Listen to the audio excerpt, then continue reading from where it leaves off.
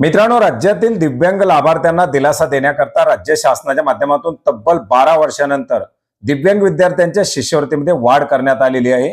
सर्व 21 प्रकारातील दिव्यांग लाभार्थी दिव्यांग विद्यार्थी यांच्या शिशुवर्गापासून पोस्ट ग्रॅज्युएट पर्यंतच्या शिष्यवृत्तीमध्ये वाढ करण्यात आलेली आहे आणि याच्याच संदर्भातील दोन महत्त्वाचे असे GR 7 मे 2026 रोजी निर्गमित करण्यात आलेले आहेत।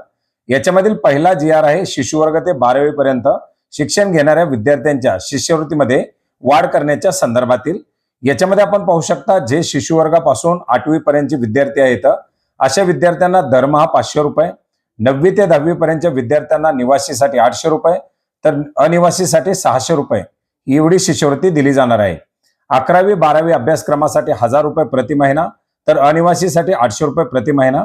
याचप्रमाणे अंध विद्यार्थ्यांसाठी वाचक भत्ता दरमहा 150 रुपये आणि अभ्यास दौरा खर्च वार्षिक 1500 रुपये या मर्यादेमध्ये दिला जाणार आहे। संबंधित शैक्षणिक संस्थेच्या नियंत्रणाखालील वसतिगृहामध्ये शुल्क भरून राहत असलेले विद्यार्थी हे निवासी विद्यार्थ्यांसाठी निश्चित करण्यात आलेल्या वित्तीय सहाय्य मिळण्यासाठी पात्र असणार आहेत। या योजनेच्या अंतर्गत ही शिष्यवृत्ती मिळण्यासाठी काही महत्त्वाचे असे पात्रतेचे निकष देण्यात आलेले आहेत, ज्याच्यामध्ये विद्यार्थी शिशुवर्ग ते 12वी पर्यंतच्या इयत्तेत शिक्षण घेणारा असावा, विद्यार्थ्याला 18 वर्ष पूर्ण होईपर्यंत शिशुवर्ग ते 8वी पर्यंतची शिष्यवृत्ती दिली जाणार आहे। विद्यार्थी हा मान्यताप्राप्त शाळेत, कनिष्ठ विद्यालयात, महाविद्यालयात शिक्षण घेत असल्यास त्यांना या योजनेचा लाभ घेता येणार आहे। विद्यार्थी एकाच वर्गात एका पेढ्यापेक्षा अधिक वेळ अनुत्तीर्ण झाल्यास त्या शिष्यवृत्ती अनुदेय राहणार नाही। एकूण जे काही दिवस असतील या दिवसाच्या 75% पर्यंत हजेरी असणं गरजेचं आहे। त्या विद्यार्थ्याचं UDID कार्ड असणं गरजेचं आहे। 40% पेक्षा जास्त विद्यार्थी दिव्यांग असावा अशा प्रकारच्या काही पात्रता या शिष्यवृत्तीसाठी देण्यात आलेल्या आहेत। याचप्रमाणे दुसरा एक GR घेण्यात आलेला आहे, तो म्हणजे उच्च माध्यमिक परीक्षोत्तर शिक्षण घेणाऱ्या दिव्यांग विद्यार्थ्यांच्या शिष्यवृत्तीमध्ये वाढ करण्याच्या संदर्भातील। याच्यामध्ये सुद्धा आपण पाहू शकता जे काही डिग्री, पोस्ट ग्रॅज्युएट या लेवलचे प्रोफेशनल कोर्स आहेत त्याच्यासाठी निवासी विद्यार्थ्यांना 1700 रुपये, अनिवासी विद्यार्थ्यांसाठी 900 रुपये। याच्यामध्ये कोर्सेसची नावं देण्यात आलेली आहेत, वेगवेगळे कोर्स आहेत।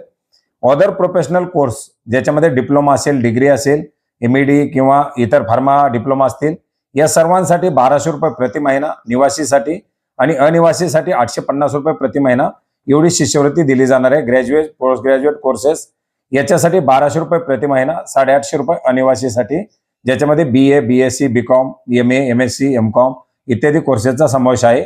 आणि ऑल पोस्ट मॅट्रिक्युलेशन अर्थात पोस्ट क्लास 10वी नंतरचे जे काही नॉन डिग्री कोर्सेस आहेत याच्यासाठी 1100 रुपये प्रति महिना निवासी आणि 800 रुपये प्रति महिना अनिवासीसाठी या ठिकाणी दिला जाणार आहे।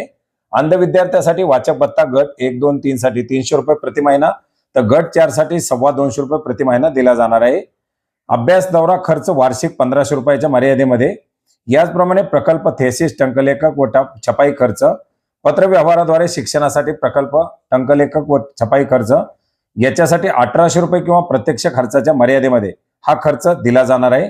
या शिष्यवृत्ती सुद्धा पात्रता देण्यात आलेली आहेत, ज्याच्यामध्ये सर्व 21 प्रवर्गातील लाभार्थ्यांसाठी विद्यार्थ्यांसाठी ही शिष्यवृत्ती दिली जाणार आहे।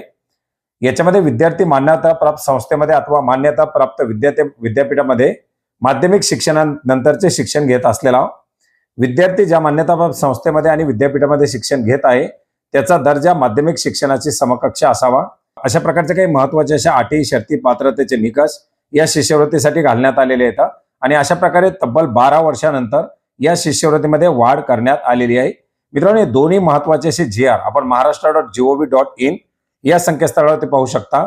याची लिंक आपल्याला व्हिडिओच्या डिस्क्रिप्शन बॉक्समध्ये सुद्धा मिळेल। धन्यवाद।